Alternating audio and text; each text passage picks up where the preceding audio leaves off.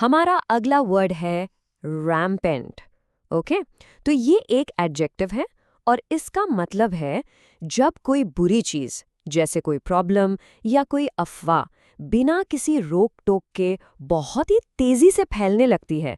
मतलब एक ऐसी सिचुएशन जो पूरी तरह से कंट्रोल से बाहर हो गई हो। चलिए, इसको एक सिंपल से एग्जाम्पल से देखते हैं।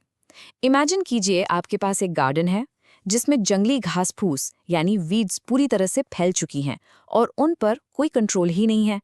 तो इस सिचुएशन को डिस्क्राइब करने के लिए हम कहेंगे weeds are rampant in the garden. लेकिन रैम्पेंट सिर्फ ऐसी चीज़ों के लिए यूज़ नहीं होता जिन्हें हम फिजिकली देख या छू सकते हैं। ये अफवाहों यानी रूमर्स के लिए भी यूज़ होता है जो बहुत तेज़ी से फैलती हैं। मान लीजिए किसी कंपनी के बारे में ये अफवाह बेकाबू होकर फैल रही हो कि वो मुश्किल में है, तो इंग्लिश में हम इसे ऐसे कहेंगे, rumours were rampant that the company was in trouble. अच्छा, एक और थोड़ी सीरियस सिचुएशन देखते हैं। सोचिए एक बहुत ही भीड़भाड़ वाला शहर है और वहां कोई बीमारी बिना किसी कंट्रोल के फैलती जा रही है। ऐसी वाइड स्प्रेड प्रॉब्लम को हाईलाइट करने के लिए भी हम इस वर्ड का यूज करते हैं। For example, disease is rampant in the overcrowded city. पता है, ये वर्ड आपको अक्सर न्यूज़ रिपोर्ट्स और आर्टिकल्स में पढ़ने को मिलेगा, खासकर जब करप्शन जैसे बड़े मुद्दों की बात हो रही हो। जैसे द इकोनॉमिक टाइम्स की इस हेडलाइन को ही देख लीजिए।